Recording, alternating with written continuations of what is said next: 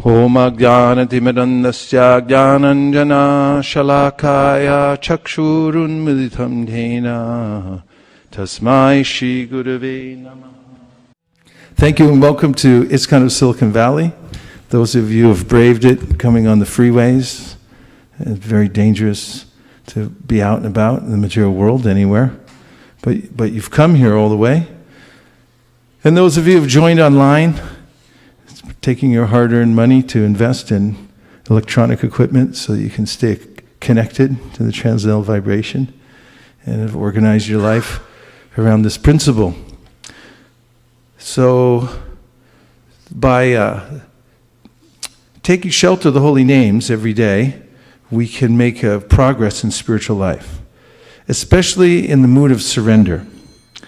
The mood of submission is the root cause of advancement in spiritual life, from whatever background or spiritual tradition one is from. If one is submissive to the Supreme and is very sincere about making advancement towards God, then the Lord, who is within the heart, within every atom, and who knows everything and everyone, who is the benefactor of everyone, will reveal himself.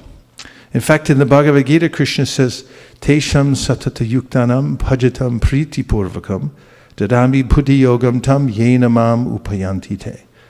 If somebody worships me with love, then I give him or her the intelligence by which he or she can come to me. So spiritual life is nothing complicated, but it's based on surrender, submission, and sincerity. Hey, that's 3 S's. I feel a new sweatshirt coming on.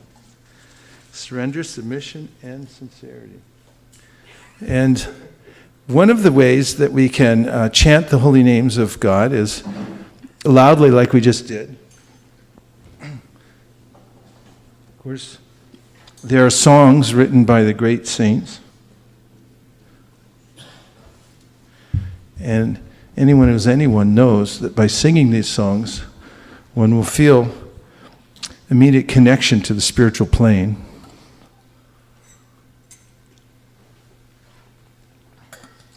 And there's another way in which one may regularly connect to the Lord, and that's through japa.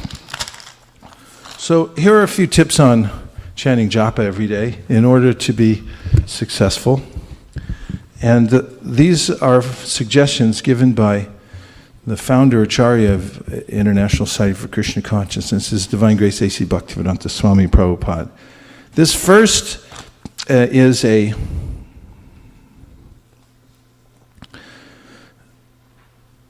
quote that is not specifically about japa, but it is about chanting Hare Krishna. And this one is entitled Forced Meditation. Do you like to meditate? You do? Does your mind like to meditate? Or would it rather look at your smartphone? Which? Okay.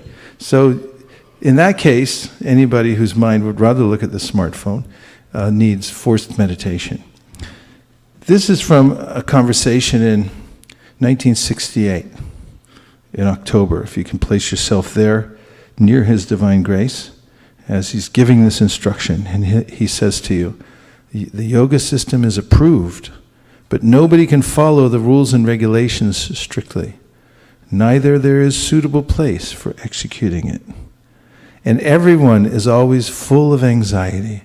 So how can they concentrate? So best thing is to chant Hare Krishna, which is forced meditation.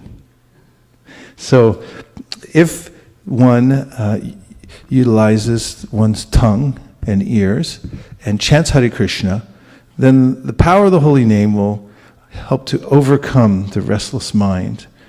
And this is highly recommended in the Shastra, that one constantly chant Hare Krishna and take shelter of the holy name. Chanting Hare Krishna sincerely means taking shelter of the holy name. And if one does this, then it forces the mind. In fact, it's hardly force at all, because when the mind naturally hears the vibration of the holy name, then it will become attracted. And then it becomes entranced, just like a snake that here's you playing a little bagpipe, and then the snake becomes charmed by the sound. So similarly, the mind can become charmed by the sound of Hare Krishna, Hare Krishna. The second quotation comes from 1969, 16th June. And Srila Prabhupada says, regarding your last question about the ecstatic symptoms of chanting Hare Krishna, you should know that the Hare Krishna mantra has an equal effect upon all devotees. Just like the sunshine has an equal effect on everyone. But when one is covered, the sunshine has a different effect. Similarly, the influence of the Hare Krishna mantra becomes manifest when one is no longer covered by the 10 offenses to chanting. The more we become free from the 10 offenses, the more the effect of chanting becomes manifested through us. Everyone can become a great devotee, being freed from the 10 offenses simply by one's determination and effort. So, the 10 offenses are as follows. The first offense is to speak ill of the devotees of the Lord. And if you don't have anything good to say, then just don't say it at all. Unless you're teaching your student and you're giving some practical advice. And by speaking ill of devotees, then Krishna becomes displeased, and your potency to chant Hare Krishna will be greatly diminished. It's an offense to blaspheme the devotees who have dedicated their lives to propagating the holy name. The second offense is consider the names of other gods, devas, to be equal to or independent of the names of Lord Vishnu. So Krishna's position is that he's the source of all the other demigods. And if one thinks they're on an equal level, and it's the same to chant Durga, Durga, Shiva, Shiva, and so forth, as is popular nowadays, same thing, because ultimately everything's one, then this is also an offense to the holy name. Third offense is disobey the orders of the spiritual master or consider him to be an ordinary person. And the spiritual master is a representative of Krishna, just as your postal deliverer is the representative of the U.S. government. And if you slam the door on his hand, you're going to jail. The fourth offense is the blasphemy of the Vedic literatures or literatures in pursuance of the Vedic version. Although one may see that in the Vedas there are various descriptions of different kinds of worship, the Vedas are a big project, and they're accommodating various kinds of people. So one should not speak ill of the various parts of the Vedic literature. And Prabhupada extends that in one commentary, saying that one shouldn't criticize any scriptures that are glorifying God. The fifth offense is to consider the chanting of Hare Krishna to be imaginary, and thinking this is simply some exaggeration. It's not exaggeration. Everything that's said in the Shastra about the holy name is 100% true. There are sometimes in Shastra inducements for people to take up processes or practices, but in no case is the glorification of the holy name exaggeration or considered imagination. The sixth offense is give some mundane interpretation on the holy name of the Lord. It's simply non-different from the Lord, and any kind of description of what the holy name of the Lord is already there in the Shastra. One doesn't need to come up with any extra interpretations. Seventh offense is to think that since chanting Hare Krishna eradicates sinful activities, that once I start chanting, I'm at liberty to perform sinful activities, because if I go on chanting, they'll be nullified. And therefore I can live this kind of life of taking advantage of the holy name. This is very offensive towards the holy name. The eighth offense is consider chanting Hare Krishna to be just like the Karma Kanda section of the Vedas, where you're doing it to get some mundane result.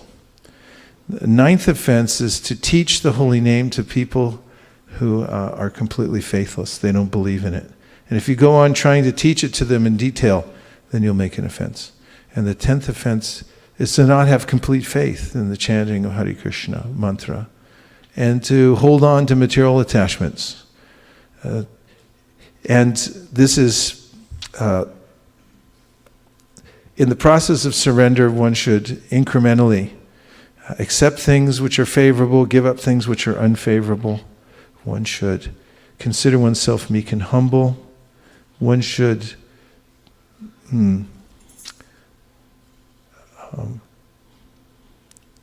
was it accepting things that are favorable, rejecting things which are unfavorable, then? Yeah, and then considering that Krishna is one's only protector and maintainer. And so, Prahlad Maharaj says, Balasya neha sharanam pitarao nasringha nartasya chagaram udhanbati majato. Now, taptasya tat pratividir yarihanjasheshtas tavad vibhotanavritam twarupekshitanam. That everything depends on Krishna. Even if you take medicine in Ayurveda, Ashaudi achintayat, you have to, Vishnu chintayat, you have to say that before you take the medicine, that the effectiveness depends on Vishnu. Then you take. But it won't work if Vishnu doesn't invest his potency in it. You can take all the medicine in the world, it won't work. So Prahlad Maharaj says that parents may try to save their children. They do everything they possibly can to take care of their children. Or a person may go out to save a drowning man on a boat, or a doctor may give medicine to a patient. But unless the Lord sanctions it, it won't work. So one should consider always that my life is dependent on the Supreme. And when one chants with this feeling of dependence on Krishna, that doctors can't save me, my parents can't save me, if it's not destined by Krishna, the boat on water can't save me, only Krishna can save me. And so one should be in this mood of surrender in chanting Krishna, and also that Krishna is my maintainer, that he's the one behind my salary. It's arranged by him. Whatever there is, whatever maintenance is coming by him, by his mercy. And Krishna recommends in the Bhagavad Gita, yadrishya labasantushto, that one should learn to be satisfied with gain that comes by providence. You can do your duty diligently, but realize that you won't get more than you deserve and you won't get less than you deserve either. So you should be dutiful and accept the kind of things that Krishna sends to you. And finally, there's an admonition in the 10 offenses, which is bonus, number 10.b, which is that one should not be inattentive while chanting, because the opposite of love is not hate, the opposite of love is indifference. And if one is indifferent while chanting, which means to be inattentive and not thinking about one's connection to the holy name, and that one's chanting out of a feeling of surrender and bringing one's mind back to the process of chanting, and not becoming distracted. If one allows oneself to be regularly distracted and doesn't come back to the chanting, then one will become offensive in the process of chanting and one won't get the result, which then will cause one to think that chanting Hare Krishna is imagination, and that it's also an exaggeration. Because I'm not experiencing it, I'll think this is just some passing phase, and I should go on with my life deeply absorbed in Maya. And Maya will attract one back into her clutches. In fact, even any spiritual practice, unless renewed every day, unless I remember every day the sweetness of hearing Srimad Bhagavatam and how fortifying it is, then I may start to think that there are more important literatures in the world, which there are not. So, Prabhupada here again, I'll read this one more time for our benefit. And this one's entitled Determination and Effort. What was the first one called? Forced meditation. We could introduce that in the corporate world. Forced meditation. And the second is called Determination and Effort. From 1969, Prabhupada writes, regarding your last question about the ecstatic symptoms of chanting Hare Krishna, you should know that the Hare Krishna mantra has an equal effect upon all devotees. Just like the sunshine has an equal effect on everyone, but when it is covered, the sunshine has a different effect. Similarly, the influence of the Hare Krishna mantra becomes manifest when one is no longer covered by the 10 offenses to chanting. The more we become free from the 10 offenses, the more the effect of chanting becomes manifested through us. Everyone can become a great devotee, being freed from the offenses 100%, simply by one's determination and effort. What's that one called? Try it again. Determination and effort. Correct. Third one is entitled, Everything Will Be Revealed One After Another.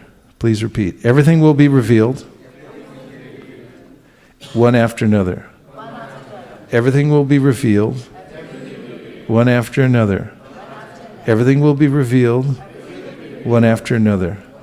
So, in spiritual life, you'd like something to be revealed, wouldn't you? Say yes. Yes. Yeah, you don't want to stay on the outside. You don't want to be an outsider and just practice and feel like I'm practicing.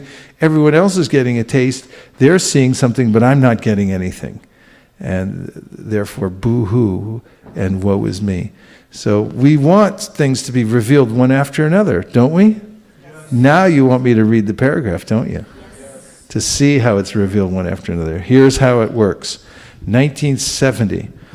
When we chant, we must concentrate our mind on the sound vibration, and in that way, everything will be revealed one after another. The form, the qualities, pastimes, etc. of the Lord. And this is the way of cultivating spiritual realization. Now, I have a question for all of you and everybody online. What is the way of spiritual realization?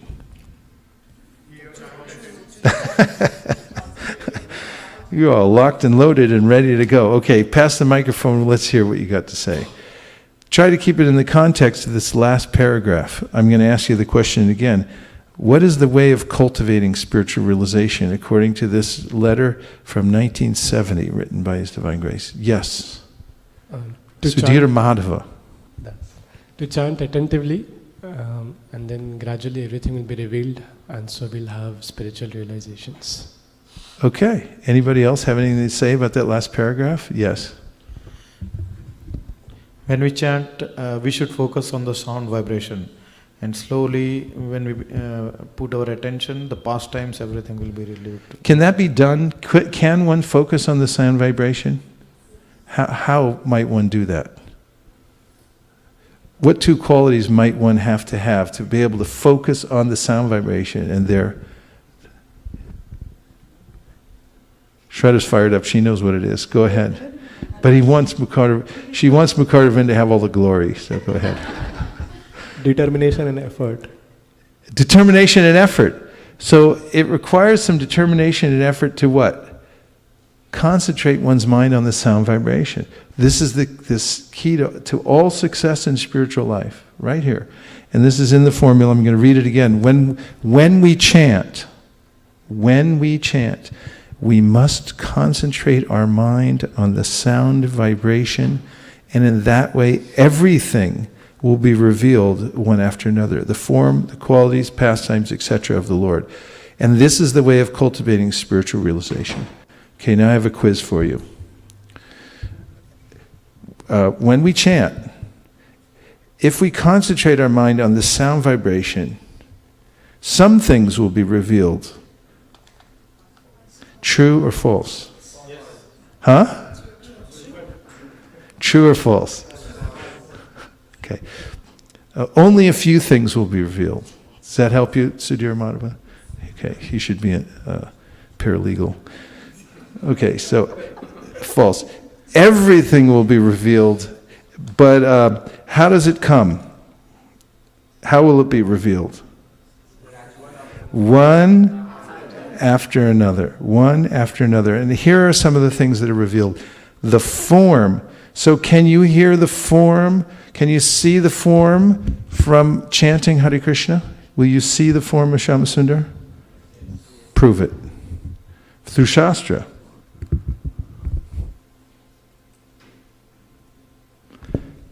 Sudhir's in the hot seat tonight. He's got 2 mics coming at him.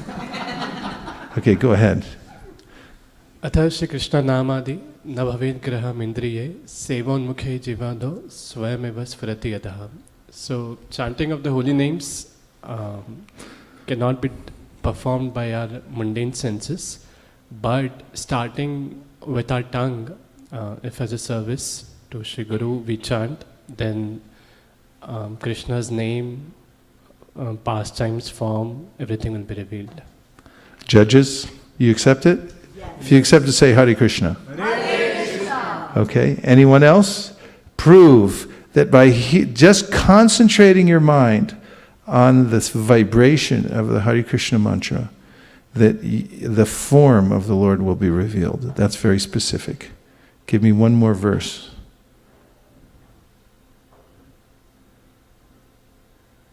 I have one in my mind.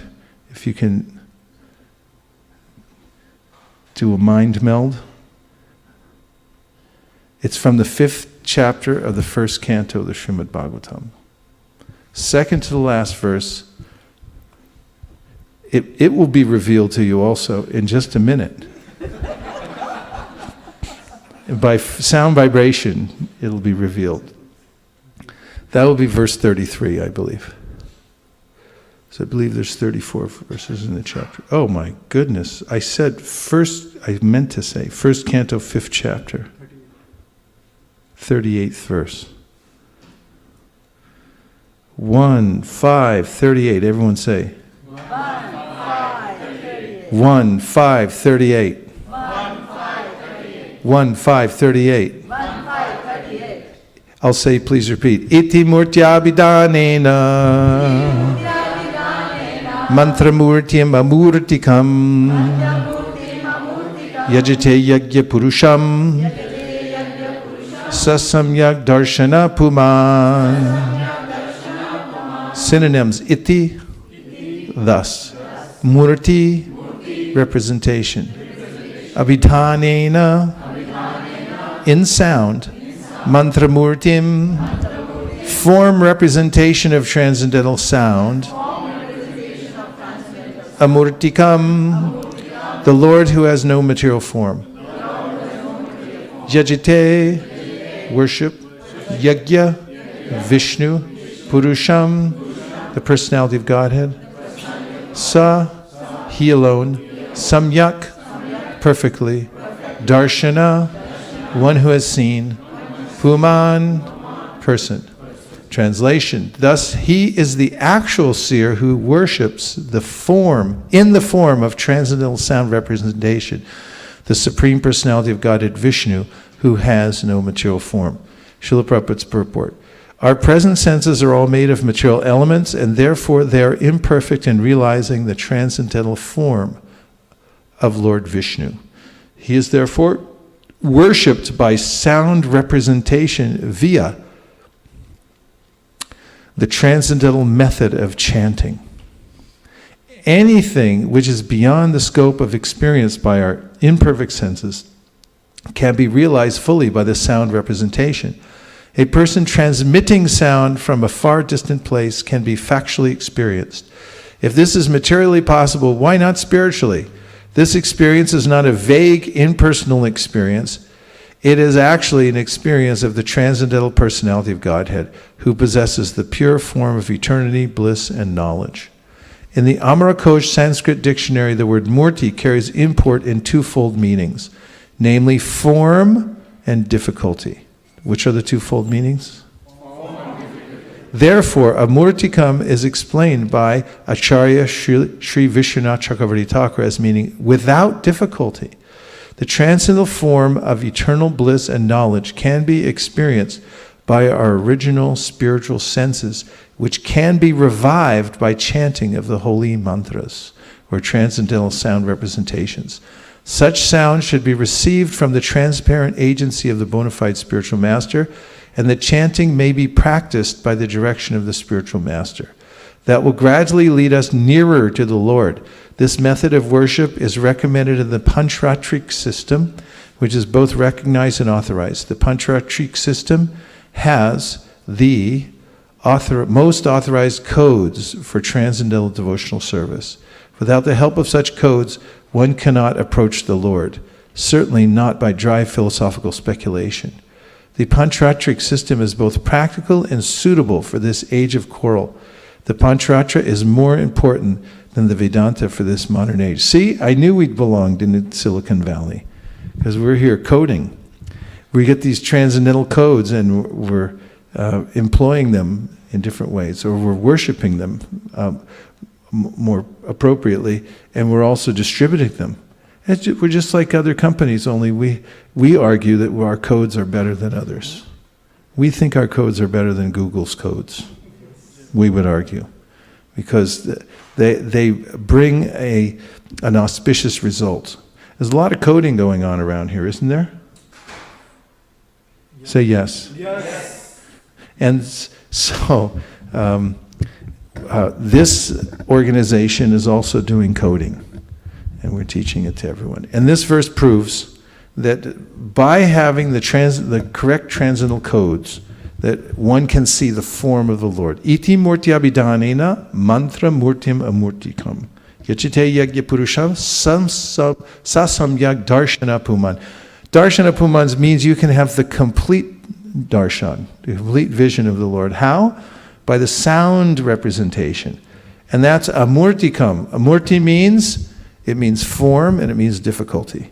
And amurtikam means without difficulty you can do this. So this is some Shastric proof of Prabhupada's statement, which I'll read one more time. When we chant, when do you all chant? When do you all chant? All day long, right? We must concentrate our mind on the sound vibration, and that way everything will be revealed one after another. The form, the qualities, pastimes, etc. of the Lord. And in this way, and this is the way of cultivating spiritual realization. This is the way of cultivating spiritual realization. Is there any other way? Let me ask you 3 times. Is there any way? Is there any other way? Is there any other way? And you answer me three times. No other way from what? 3 times. Chanting the holy names. I'll try it. Let's try it again. Is there any other way? Is there any other way? Is there any other way? Well, what is the way? Correct. Now I'm going to read you the statement again. When we chant, we must concentrate our mind. What must we do with our mind when we chant? Okay, here's what we do with our mind. When we chant, we should A, look at our smartphone. B, read the newspaper. 3, think about something else, like Uncle Dilip. Or D, we should concentrate our mind on the holy name. Which one is it? Oh, I thought you said B. Okay, when we chant, and when do we chant? All day long. We must blank our mind on the sound vibration. Concentrate. Correct. Look up the word concentrate, so we find out what we're supposed to do. We must concentrate our mind on the sound of the holy name. Now this is important because in this one short paragraph, we're finding out the way of cultivating spiritual realization. We're onto something over here at 1965 Latham Street. It looks like a small, innocuous little place. You can barely find it. It's smaller than Google, but we have the process for cultivating spiritual realization. And what does concentration mean, Shraddha Devi Dasi? Here comes the mic. It's right to your right-hand side, right behind you.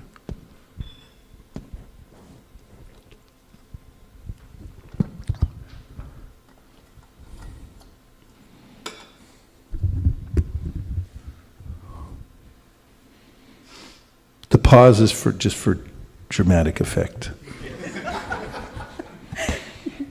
The action or power of focusing one's attention. The what? Say it again. Action or power. The action or power Go ahead. of focusing one's attention Of focusing one's attention or mental effort. or mental effort. Dealing with one particular thing Dealing above, with one particular thing above all others. above all others. Yeah, the other meanings also, but not.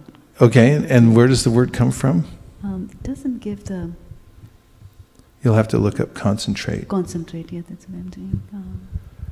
The origin of the word concentrate is mid 17th century, in the sense bring towards a center. Bring towards a center. Everyone say bring towards a center.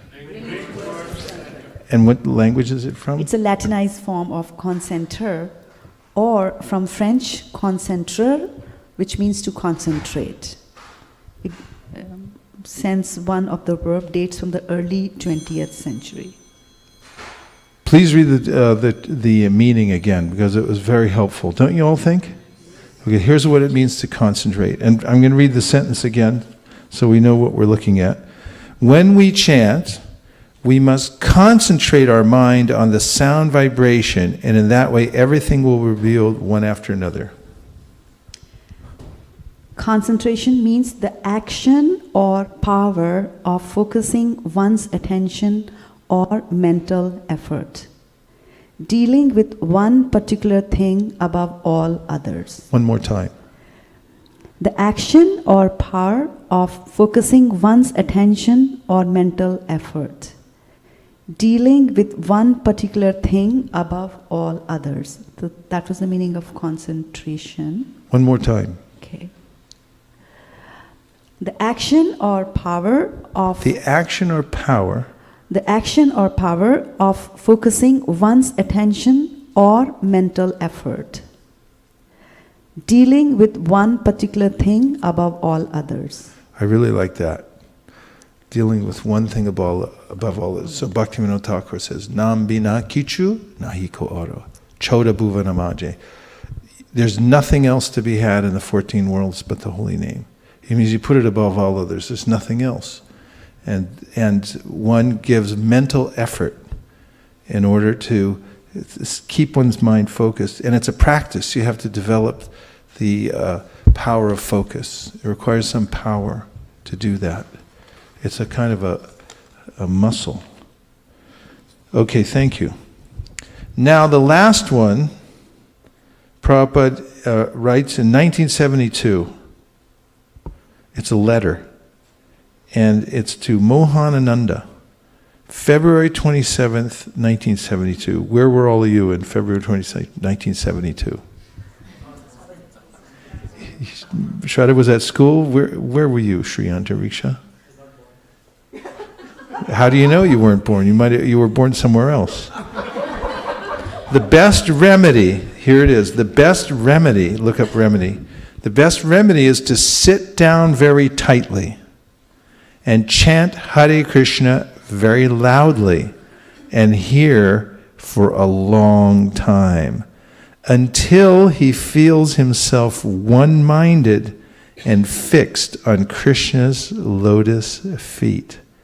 Instructions for attaining the perfection of life right before your ears. Here it is again. The best remedy is to sit down very tightly and chant Hare Krishna very loudly and hear for a long time until he feels himself one-minded and fixed on Krishna's lotus feet. It's almost like a poem. What does remedy mean? Remedy is a medicine or treatment for a disease or injury. Very good. It's a medicine or a treatment. So Bhaktivinoda Thakur says in his song Jiv Jago, he says that this is Ashaudi Maya. It's the medicine that relieves us of illusion. And so this is very important medicine that one must take in order to be relieved from the spell of illusion. And then sit down very tightly. What does that mean? What does it mean to sit down very tightly? you say? Sit upright and straight. Okay, what else does it mean? To sit tightly. What other meanings does it have? Direct or indirect? Yes, go ahead. Without moving too much. Moving too much? These are very literal points. Yes? Complete priority or focus on the activity. Priority of focus? Yeah. Is that your phrase? Priority of focus? That's pretty nice. Priority of focus, to sit down tightly. What else? What kind of things do you sit down tightly for usually? Job interview? Putting all attention towards it. Putting all attention.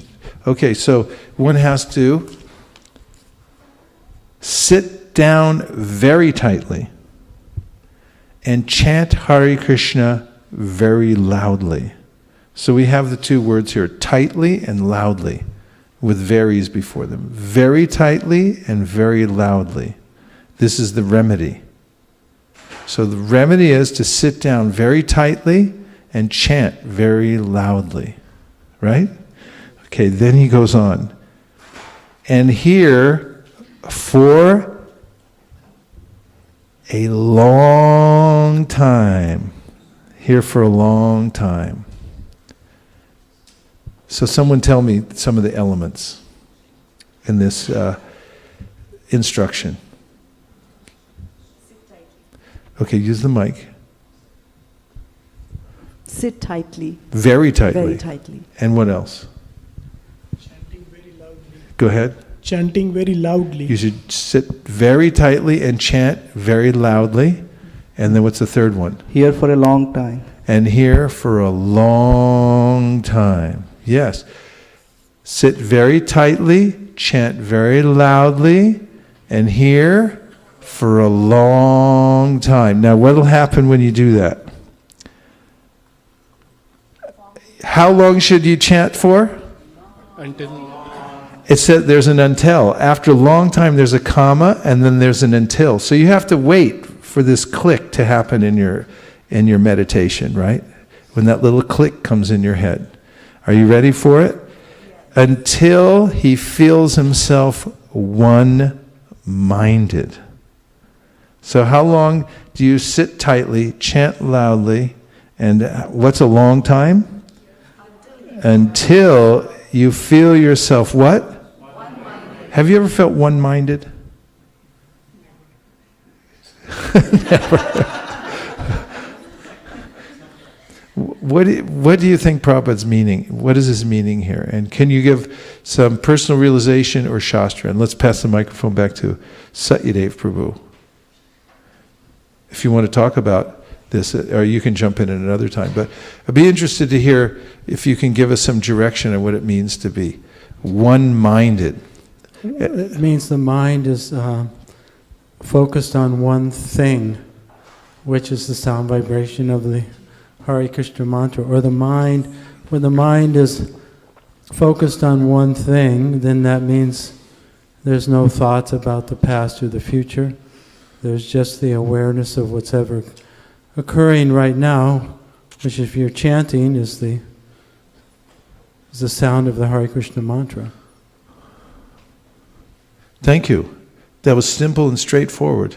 And so are these instructions as well. So Prabhupada comments in a discussion he's having that he noticed, he said, although the process is very simple, chanting Hare Krishna, he says, I've noticed that my disciples are collecting many austere books.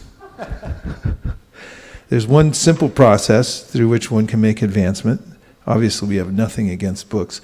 But Prabhupada defined austere books because the mind thinks there's some other shortcut, there's some other way. But the Shastra emphasizes again and again, there's no other way, there's no other way, there's no other way, just to bring us to this one-pointedness. And Bhaktivinoda Thakur emphasizes there's nothing else to be had in the 14 worlds because my mind thinks there is. It wants to go to many places where? On Amazon.com. Could I interject? Yes. I have a memory of a devotee that exemplified this prescription Prabhupada is giving. And when you asked, where were you in 1972 in February, I was in this body, so. I was in San Francisco, and I was just getting ready to go back to Japan, and during that time I had almost a year and a half's association with Jayananda Prabhu. And every morning he sat, before Mangal Arti, he sat in front of the altar and he chanted his 16 rounds of japa, because during the daytime he was working pretty hard. And I just remember he would sit in one place and he would chant very loudly, and he wouldn't get up and walk around. He would rock back and forth to the side, and he was one-minded and chanting the Hare Krishna mantra. And he did the same thing every day, day in and day out. So it can be done? That was a question. Well, he could do it. That means it can be done. Yes. Right. And then, and you've seen it before, so this is possible. And if one prioritizes, if one hears the instructions, realizes that I would like to make spiritual advancement, I would like to see Krishna's form, understand his pastimes, I would like to have an unveiling in my life, that one might try this. One might actually apply oneself, being convinced that there's definitely something in this, and that it's in my highest self-interest to prioritize around this principle. As one of my godbrothers says, it's not time, it's taste. And one of the ways in the beginning that one will develop taste is by understanding what's in it for me. And by hearing about the efficacy of chanting over and over again, one may become convinced that this is the highest of activities, to take time every day to concentrate one-mindedly on the chanting Hare Krishna mantra. Now for review,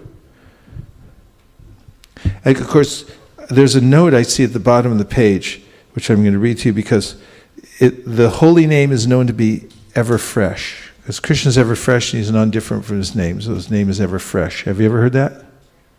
So fresh means newly produced, not old, spoiled, etc., clean and pure. So the holy name is newly produced. Every time we utter the holy name, it's newly produced. It's not old or spoiled, etc. It's clean and pure. And also another meaning of fresh is having its original qualities unimpaired. So here are the four instructions for your consideration. First is forced meditation. Yoga system is approved, but nobody can follow the rules and regulations strictly. Neither there is suitable place for executing it, and everyone is always full of anxiety. So how can they concentrate? So how can they concentrate? So best thing is to chant Hare Krishna, which is forced meditation. Say forced meditation. 2, regarding your last question about the ecstatic symptoms of chanting Hare Krishna, you should know that the Hare Krishna mantra has an equal effect upon all devotees. Just like the sunshine has an equal effect on everyone, but when it is covered, the sunshine has a different effect. Similarly, the influence of the Hare Krishna mantra becomes manifest when one is no longer covered by the 10 offenses to chanting. The more we become free from the 10 offenses, the more the effect of chanting becomes manifested through us. Everyone can become a great devotee, being freed from the offenses 100% simply by one's determination and effort. 3, when we chant, we must concentrate our mind on the sound vibration, and in that way, everything will be revealed one after another. The form, the qualities, pastimes, etc. of the Lord. And this is the way of cultivating spiritual realization. 4, the best remedy is to sit down very tightly and chant Hare Krishna very loudly and hear for a long time until he feels himself one-minded and fixed on Krishna's lotus feet. And pure means, or fresh means, newly produced, not old, spoiled, etc., clean and pure, having its original qualities unimpaired, and the holy name is ever fresh. And now we'll take a few reflections before we talk about, in part 2, how to stay motivated even on a bad day. Anybody ever have a bad day? Yes. Okay, you can stick around for that then. And for those of you who like to be preemptive, the second part of that is how to avoid having a bad day. Okay, reflections from part 1. Yes.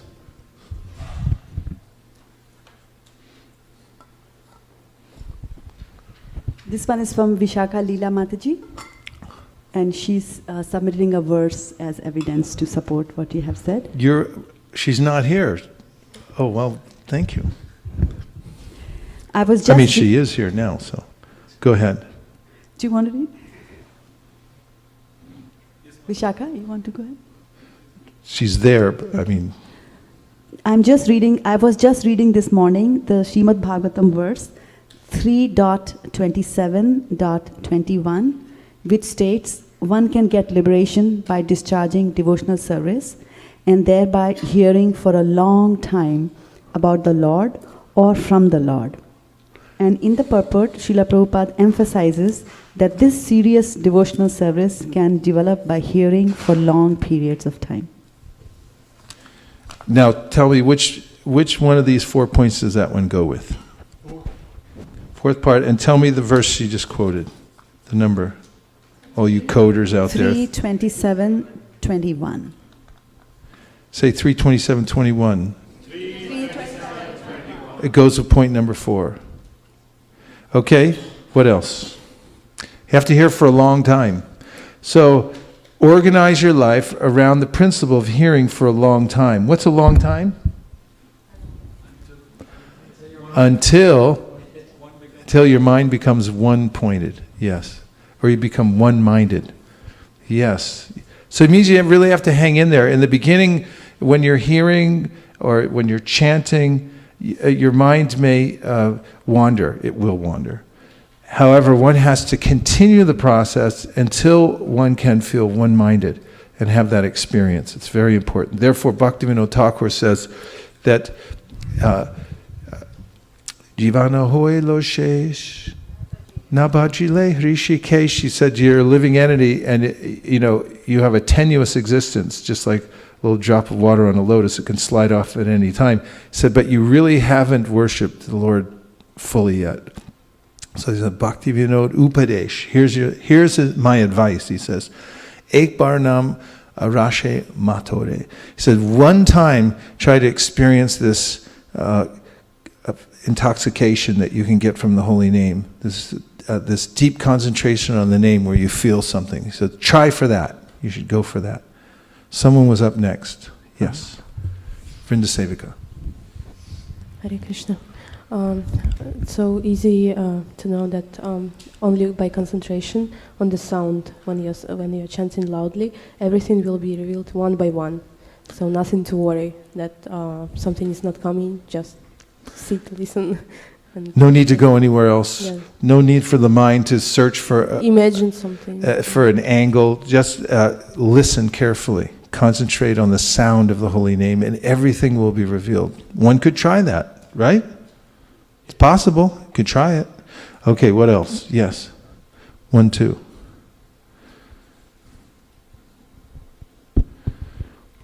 So Maharaj, when I was looking up the meaning of concentrate, there was also a meaning from the perspective of liquids, the concentration of liquids. Yes. So he said you can increase the concentration of a liquid by removing the diluting agent. Ah, there you have it. And which verse were you thinking of in terms of that?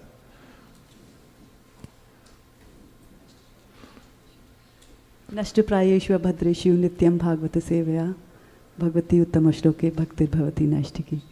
Which generally means?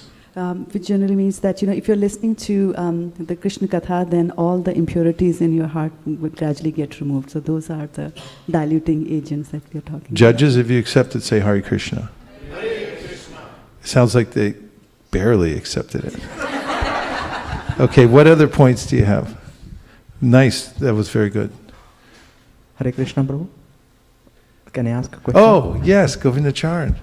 With your old friend, Nanda Sutta. We would like to welcome my very close friend, Nanda Sutta Prabhu, who came all the way down here today from the great state of Washington. So please welcome Nanda Sutta Prabhu.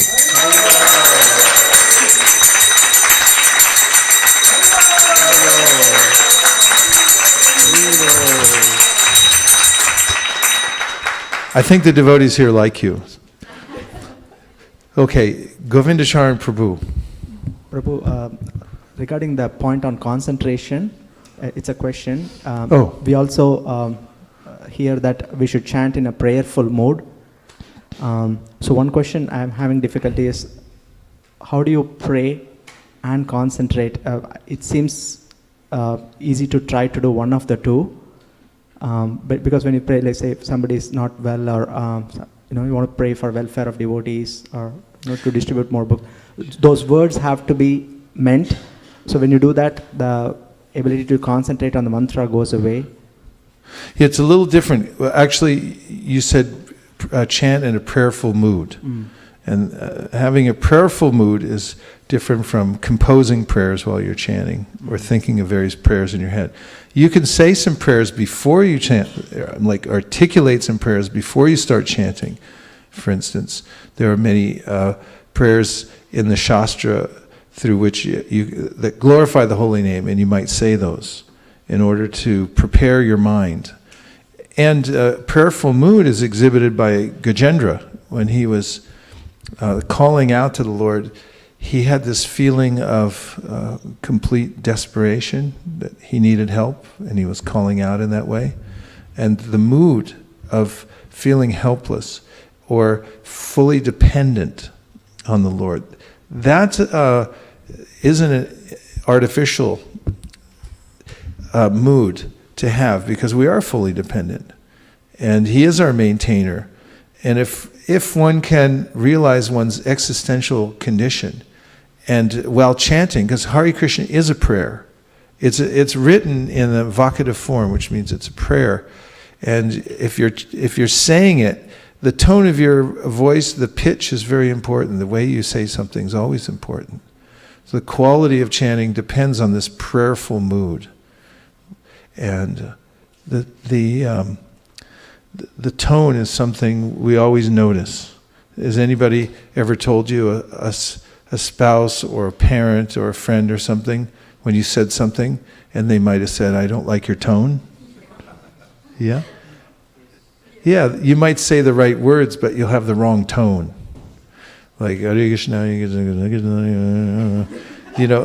it's a different tone than Hare Krishna, Krishna Krishna, Hare Hare. If I'm feeling like Krishna, I'm wrecked, I'm shipwrecked out here.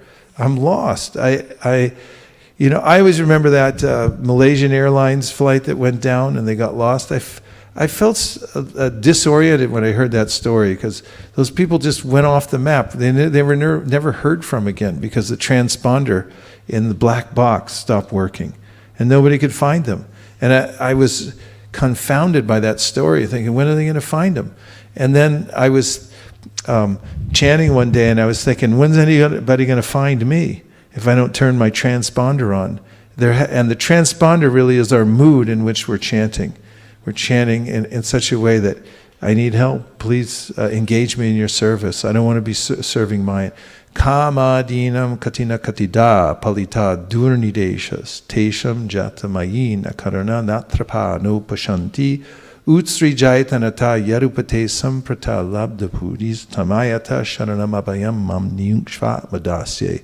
This is a beautiful prayer. The devotees saying, I'm sick of being controlled by the bad masters of the senses. For how long have I done that? Enough's enough. Like the mood, I've had it. No more. No more falling for the lower self again and again, as I've been doing in the material world. Say, now Krishna, I'm calling out to you. Please engage me in your service. Please give me just some little service that will please you. And if you chant Hare Krishna, like, Krishna, I have to have this. I have to have your shelter. That's prayerful mood. And that's highly effective. Looks like Nanda's about to say something. I'm really agitated in my mind today, but I feel that having, some difficulties or calamities around us all the time makes us more prayerful, and life is better that way. I mean, the lot of things we experience when we are in a like somber mood or grave mood, or things are difficult for us. My experience has been that that's the best position to be in, because that connects me and then puts me in a more humble state of mind than really anything else. Because other than that, we act like we are the boss or lord of the nature and things so forth. Thank you. Yeah, nice point. It's made by, as everyone well knows, by Queen Kunti. Says that the material life is a kind of intoxication, and she names the different ways. Janma Aishvara Shuta Shibir. I become intoxicated because of my stature in life, and I think I'm something. Prabhupada noted, everyone thinks like that, even somebody who has a notably insignificant situation. Like he said once when he was at Howrah Station, he saw a homeless person, and he had collected some half-burned firewood, and he was carrying it around like it was a prized possession, and thinking, I have a high stature, I have some burned firewood. And everyone thinks that I have something, but Kunti says, you have to be akinchana gochara. You have to have this feeling, I don't have anything, I'm completely devoid of anything, and then call out, then Krishna will fulfill. Okay, a couple more, two more. So I have to tell you how to stay motivated even on a bad day, and how to avoid having a bad day. It's just the point that caught my attention was how Prabhupada says that the success depends on our effort and determination, and how the holy name works equally on everybody. So it makes me think that it's not a miracle, like we have to put our effort, and there is no point in envying others' spiritual progress, because it's their sincerity, effort and determination. So that's very hopeful. Yeah, it is a miracle, but we have to show up for it. We have to prepare ourselves to receive the miracle and the grace that comes down from the holy name. As the Prabhupada mentions here, it acts equally on everybody, but it's my capacity to receive it that is hindering my ability to experience the full grandeur of the holy name. So one can be prepared. Was there one more? Yes. I like the definition of concentration, that it's action and power. So when we chant also, like, I feel more tired because my mind is like running everywhere, and then bringing it back is like, you need real power to keep bringing it back. Yeah. That is a special kind of power, yoga balena, to be able to focus the mind.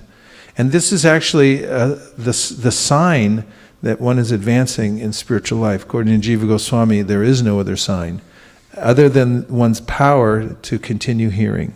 And this is also mentioned by Kapila Dev. He says, Mad Shuta Guna Matrena, what's the verse? Just look it up. That one can judge one's advancement in spiritual life by the way that one's attracted to hearing, and the power that one has to hear. And even the definition of nishta, or being fixed in spiritual life, it's a very clearly defined step in one's progress along the spiritual path. Nishta means to be fixed. And that fixity means to be free from various obstacles. And one of them is sleep. That I don't get sleepy when I chant, because my mind is so attracted to hearing the holy name. I'm getting something from it, so it doesn't wander off into sleep. So that's one of the obstacles to steady practice of devotional service. And another one is distraction, being subjected to distraction. And this is one of the features of Kali Yuga. It says, Prayanal Paishashavya Kalavasmin Yugejana Manda Sumanda Matayo Manda Bhagya Hupadrita. In the Iron Age of Kali, men have but short lives. They were quarrelsome, lazy, misguided, lazy for spiritual life, misguided, unlucky, and above all, always disturbed. This is distraction. So it's called Vishepa. So one has to, when one has the power, spiritual power, to not be distracted, to be able to focus one's mind on spiritual practice, this is known as Nishta. And then there's a obstacle, which is that one's not sleepy, you're wide awake, and there's absolutely no distraction whatsoever, but I'm just not interested at all. That's the third obstacle. The fourth obstacle, that's not the verse. The fourth obstacle is that one's innate bad qualities come out. They're down in there because of my contact with material nature. And the fifth obstacle is that my senses have a taste for material sense gratification. That becomes diminished when one has a spiritual advancement, comes to the stage of nishta or steadiness. And the sixth obstacle, did I name only five so far? The sixth is, one second, I have to remember an acronym. Laya Vishepa means? No, that's number 3. What? Oh, there's only 5. I lucked out. I'll give a pass on that one. Okay, so now we're moving to the next section, which is how to stay motivated even on a bad day. So we may face obstacles. We will face obstacles. They come from directions we can't even imagine where they're going to come from. And it may cause us to experience a bad day. Possible? Yes. Say yes. Yes. It's possible. Okay, so one thing to always keep in mind is that your main duty is to stay alive in Krishna consciousness. You don't have to be a big hero. You don't have to present yourself as an Uttama Adhikari or a Mahabhagavata. You don't have to do anything special, but what you do have to do is somehow or other stay alive in Krishna consciousness. That's your main duty, because just as the son of a rich man has one duty, what's that duty? Oh, I was going to ask him. Okay, it's to stay alive, because now you say why the duty of a rich man is to stay alive. What is your name? Yeah. Gaurav. Welcome, Gaurav. Welcome, Gaurav. Gaurav, why is the duty of the son of a rich man to stay alive? Why is that his main duty in life? I don't know. What happens when what happens when a rich man dies and he has a son? What kind of things happen? All his belongings go to his son. Yeah, he's rich, right? And so his money goes to his son. Yeah. So in the same way, our acharyas say that our main duty, because we're sons of Krishna, we're his expansions, we're his parts and parcels. He cares for us. And is there anybody richer than Krishna? Good answer. So nobody's richer than Krishna. And if we somehow or other learn to stay alive, you have to be inventive. It's not a stereotype process, because everyone has their own complexities in life, right? Anybody complexities? No, if you compare complexities, you'll find, oh, you have that, I have part of that, but not the. Everyone has various combinations and permutations of complexities in life. You can compare notes later. And so the ways and means for each person may be slightly different, but the main point is you have to find a way to stay alive in Krishna consciousness. And it may look unorthodox to some people. Someone say, you're not supposed to do that. It's like, this is how I'm staying alive. One way or another, you have to stay alive. Who says that? Where is that stated in Shastra? Am I making stuff up again? Or is this in Shastra somewhere? Yes? Mayapur's coming to my rescue here to prove I'm not making stuff up. Give him the mic, quick. No, it's the inheritance. Taptenu kampam susamikshimano. Oh, that's good. Yeah, that's where I'm giving this. This is the verse that says it. Tate anukampam susamikshimano. That's 10:14:8, and the verse itself says at the end, Sadaya Bhak, one who somehow or other stays alive in Krishna consciousness and accepts whatever happens. You don't freak out and say, it's his fault, it's my fault, whatever. No, you do say it's my fault, but you accept whatever happens dispassionately. I in my head, I thought of ways to deal with the complexities of life with 2 words, a method. It's methodically, but dispassionately. Methodically, but dispassionately. In other words, you deal with whatever comes up. You do it methodically because it's your duty. You have to deal with it. But you should do it dispassionately because you understand this is simply coming as my past karma. So if one can go through one's life and simply understand that, I ran up a bill and, now I'm paying part of it off. Krishna has reduced it. I owed $10 billion for running out and 10,000 restaurants. And now I have to pay the bill, but Krishna reduced it to $100. So that's all I have to pay in this life. Whenever I get some adversity, I'm just paying my bill of what I created in my past life. And if one stays engaged throughout life, no matter what the adversities or complexities, somehow or other, then Sadaya Bhak, one becomes an inheritor of the kingdom of God.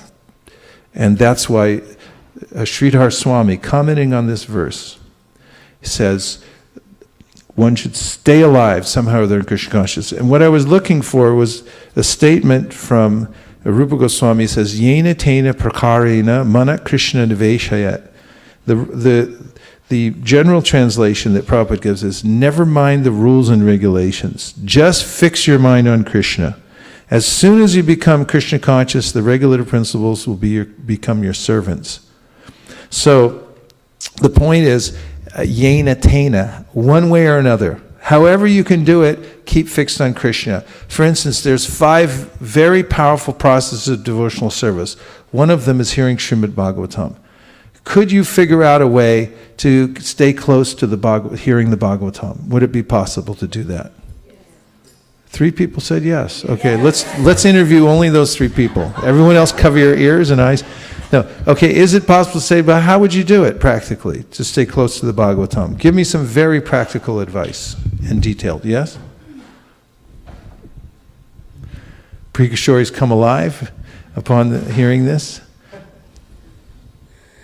One option is to carry into an audio format in your iPad or everywhere. That's practical.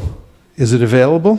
Yes. Is it hard to get? Easy to get. Okay, so there it is. It's available and easy to get. Could one somehow or other hear the Bhagavatam? What if you don't have a thing to play it on? What do you do then? Carry the book. Or carry the book, or maybe you get something to play it on. Yes. Is that hard? Beg, borrow, steal. I mean, people throw away their iPhones every 2 months. They just stand out somebody's window and catch one as when the new iPhone comes out, you're just like, oh, thanks, and then get that. Priya Kishori's got one. Pass the mic. My mom kind of stole mine, but my old school way, I guess, of doing it is in my car I have the whole CD version of it, and I hear the whole thing over and over and over again. So I think that's how I originally got the taste to hear it with my mother. Yeah, we stayed in the home of some very advanced Vaishnavas, Shankar Anand and Govinda Priya up in Sacramento. They have a laptop on which for the last, I think he said 20 or 25 years, the same laptop. It's never stopped. And they have playing on it the recitation of the Bhagavatam and a few kirtan stuff, but it's always playing in their house somewhere. It constantly goes on. So then you can carry the book. As an example, I'll weigh in on this one. I carry my Bhagavatam with me wherever I go, in my bag. If I'm on the plane or I'm in the car, Satyadev Prabhu kindly drove down, so I read the Bhagavatam to him. And we heard some very powerful words just on the way down here. A simple drive down, didn't we, Satya? It was ecstatic. We didn't even want to stop. It was so nice. You might just miss the exit and keep going.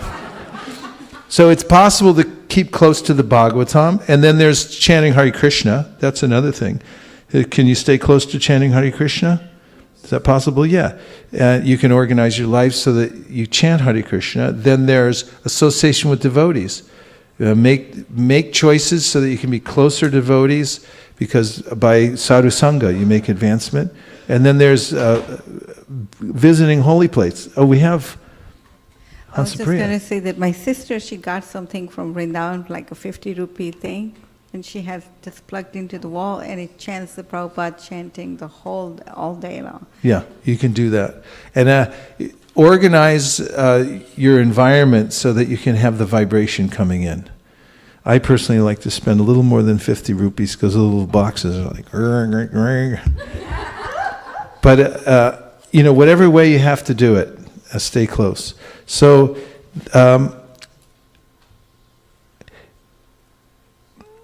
first one is stay alive somehow or other. Find out a way, invent a way to stay alive somehow or other. That means when you're having a bad day, you then have to think, what do I have to do? Don't try to rise to the highest consciousness or something, but just try to stay alive in Krishna consciousness.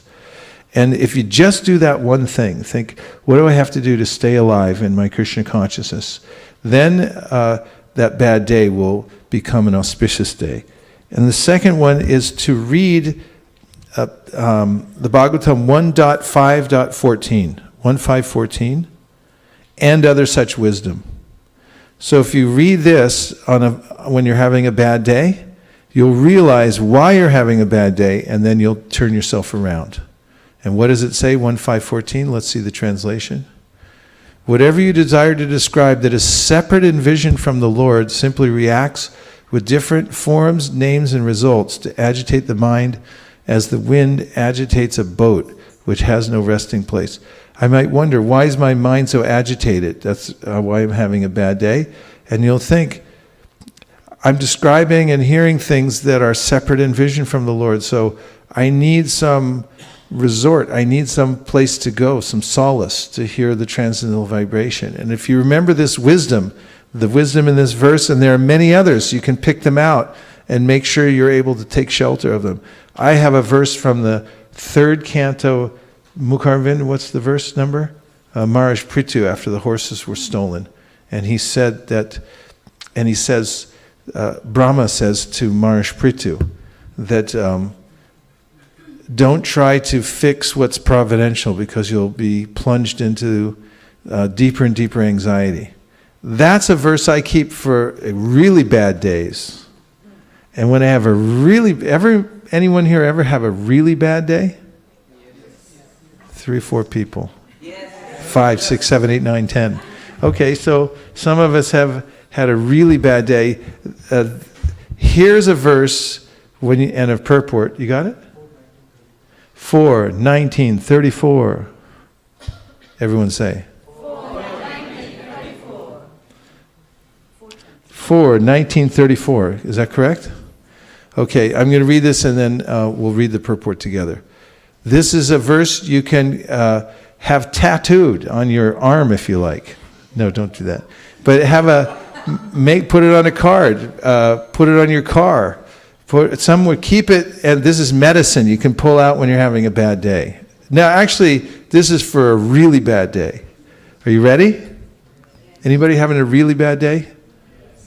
Nanda Sutta. This one's for you. he's having a really bad day. It's because there was a loss in one of his best friends. My dear king, do not be agitated and anxious because your sacrifices have not been properly executed due to providential impediments. Kindly take my words with great respect. We should always remember that if something happens by providential arrangement, we should not be very sorry. The more we try to rectify such reversals, the more we enter into the darkest region of materialistic thought. Srila Prabhupada's purport. Sometimes the saintly or very religious person also has to meet with reversals in life.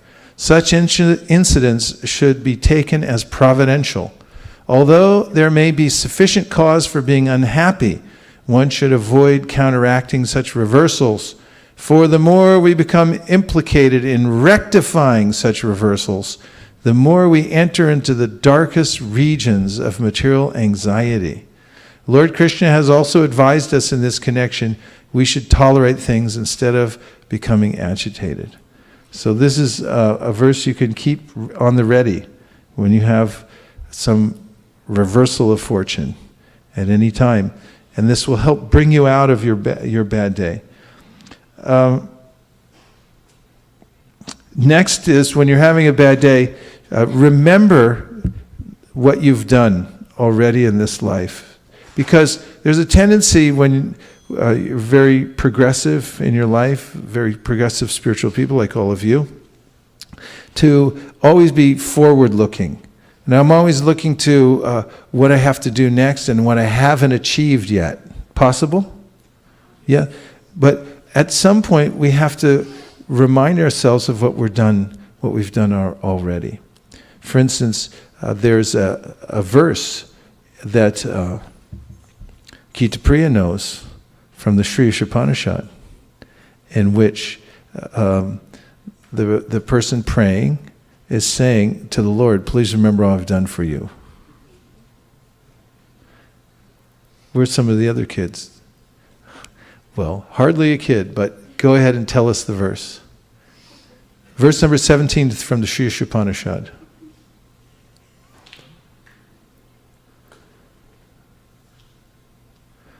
Well, now it's right there, but go right ahead. Oh, okay, go ahead. That's not the verse you had in mind? Okay. But isn't this the verse when he says, please remember all I've done for you? Try it. Vayarnilam amritam atedam basmantam shariram om kato smara kritam smara kato smara kritam smara. Let this temporary body be burned to ashes, and let the air of life be merged with the totality of air. Now, O my Lord, please remember all my sacrifices, and because you are the ultimate beneficiary, please remember all that I have done for you. So you can on a bad day, you can remember, well, what are some of the things that have happened to you in your life spiritually that you can remember that are great assets that you may have forgotten, but you can bring them out right now. Pass the mic. I want to hear some specific things, and don't give me any boring generalizations. I don't want to hear I chanted Hare Krishna one time. I want to hear specifics, like Satyadev told about he knew Jayananda. It was 1972, that's specific. It's a person, he knew his name, that's specific. He told exactly what he did, something like that. Otherwise, you'll get a D+. Okay, go ahead. Assets, spiritual things that have happened. Go ahead.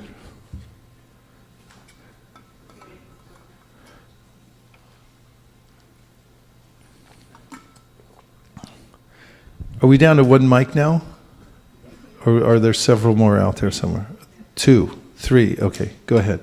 I still is hearing, but I don't know, somehow it was very different when first time when I heard Prabhupada chanting Hare Krishna tune, Hare Krishna, Hare Krishna. It's still that is in my memory, 2006. 2006 is around sometime December. Where were you? I was in Warangal. Where? Warangal, doing my bachelor's. Where is that? Andhra Pradesh. Varanga. That's a place in India? Yeah. You were in Varangal. Varangal. And how did you hear that? Was it in a temple? Yeah, so some devotees invited me to the place where they are having some meetings about Bhagavad Gita, and So as soon as I entered that box, that Was the box? That was a box that was constantly playing. 50 rupee box. 50 rupees box, yes. So it's probably more like 500 now anyway, but okay. yes, so that was playing, and I can see that I feel that I came to home. That sound was so soothing. That brought you home. Yeah. It's in you. That's an asset to remember on a bad day. So look, okay, things are going bad, but look at, that's one asset. I have thousands of them. What else? I want specifics. Yes. I remember in 2015 when I came, it was some festival, I think, for Mangalarti, first time. At the First temple. time Mangalarti, yes, yeah. and that was so amazing. And when something like some difficulties in life, then I remember if you wake up early and chant early, and especially if you come to the temple, so then everything goes very smoothly and you have more energy.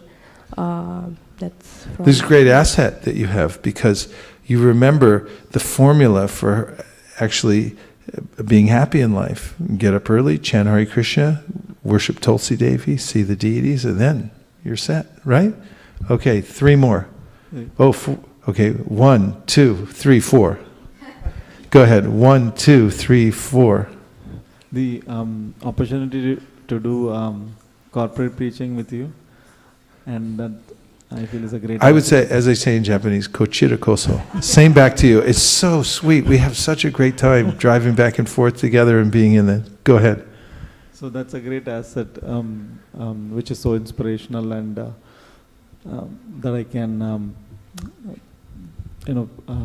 think it as a blessings.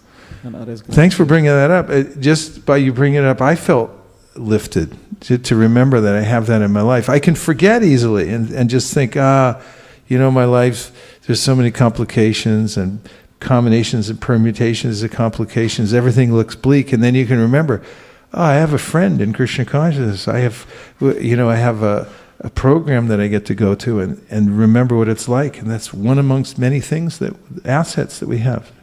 I remember 2, the first time I went to Mayapur to see the deities, and it was very inspirational. I still remember that. What year was that? It was in 2006. 2006, and you walked in the temple? Yes. And Which deities did you see first? Seeing Panchatattva. Panchatattva first? Yeah. Which door did you come in the temple? From the front door, right? Front door, and you just straight ahead and you saw Yes. Panchatattva. Then what'd you do? I was just amazed seeing I always saw the photos, but seeing first time, being in front of it first time, it was like, got a feeling of awe and reverence seeing It filled you up. Yeah. It was an impact. Yes. Okay, good. You've got that asset forever. Actually, I was just remembering one today when we were singing Nadia Nagare Nigare, and it just drove me back to your home in 2000, and when we used to have Satyadev Sheila, and I think Malini had just barely came into ISV, and Kameshwari had got married and came to your home for first time, and we remember that we had that chanting at that day. It was so enthusiastic, and your Godnitai deities and that prasadam, the sweet mood, the vibration that was in the air. Yeah, it's something to remember. It was so every Friday, right? Every Friday. We all get together and we chant these, and the devotees would just feel so happy. And then there was prasadam and everything that's in. Small place, but so crowded, but so much. Yeah, we had to cram everybody in. We'd push them in the door so they could fit. Yes, Damodar. I think my Krishna consciousness started somewhere around 2014, 3rd of January actually. And I have a very, very clear memory, as if, I can just visualize even now till date, this moment. And it was my father had supposed to have a bypass surgery, and I took 2 months of vacation to take care of him in India. And then when the surgery was done, 3 days you cannot see the patient. And one of my friend here, her brother is a devotee. She said, just go and meet him. And when I told my mummy that anyway I'm here free 3 days, let me go and meet, she allowed. And this person called me into an ashram in Delhi. And when I met, he said, what are you doing? I said, I am free. He said, okay, are you free tomorrow? I said, yes. I'll take you to some place. I said, okay. I went next day. He took me to Vrindavan, and I had zero idea of what is Vrindavan, knowing that it's a place of Krishna. And he took me to Srila Prabhupada's apartment. And first time I saw the deity of Srila Prabhupada there in the main, besides his bed. And I had huge experiences, and I can't believe Srila Prabhupada. Like he was writing there, and the whole trip was like out. I'm not sure what has happened to me in that day, correct? And then one thing led to another, and many incidences after that. Like same thing, the same Prabhu, Keshwananda, he took me to Mayapur. So he induced me to chant one round of Hare Krishna. It was God Punima. And then he said, okay, Deepak, what you are doing? I said, I chant one round. He said, okay, today you chant 16 rounds. And, this was again 2005. And God Purnima. And that day, I chanted 16 rounds and not have any problem from that day onwards till now. So, and that day was very special because the Abhishekam was happening of Mahaprabhu. They do it in the open place. And after the Abhishekam, I was just standing. And then when they were taking the Utsav deities inside, somehow one of the pujaris said, hey, man, come on. And then they were taking it in a palanquin. And I was asked to carry Mahaprabhu. And I say, oh, Krishna, what is all these things? So there are like tens of events which are like still so fresh. And one thing which I say which is very relevant in my current context is when I quit Apple, I was, very inspired that, the world is under, I've done enough. Money is there, power is there. I will crack it. And very soon I realized it was an illusion. Yeah. But one thing which kept me alive was I very quickly realized that things are fleeting away. How I can get engaged is do my sadhana better. So from February 2015 till I think May 2016, I got engaged in lot of preaching. First of all, reading more books, setting up San Bruno, whatever, Saratoga, etc., etc. And one thing it encouraged me where I said, Prabhupada, whatever, use me in your service. And I will keep myself engaged. Rather than thinking about this and that, I will try to spend in devotional life. And miracles happened actually. And that's my personal realization that when the day is bad, try to devote the day in devotional service. And things just, like whatever pressures I went into, if a normal person would have gone through, I am sure they would have either had a heart attack, suicide or whatever. But I was so blissful in the entire, 2-3 years with me. So that has been a elixir which I tasted myself, and it works. So please follow that thing. And because it's going to happen. Post 40, corporate life in America is very troublesome. You will go through that. So take that medicine which Bhaktivinoda Thakur has given. And I'm telling you from experience, I think my happiness index in life is very high because of somehow Prabhupada coming in my life. Thank you.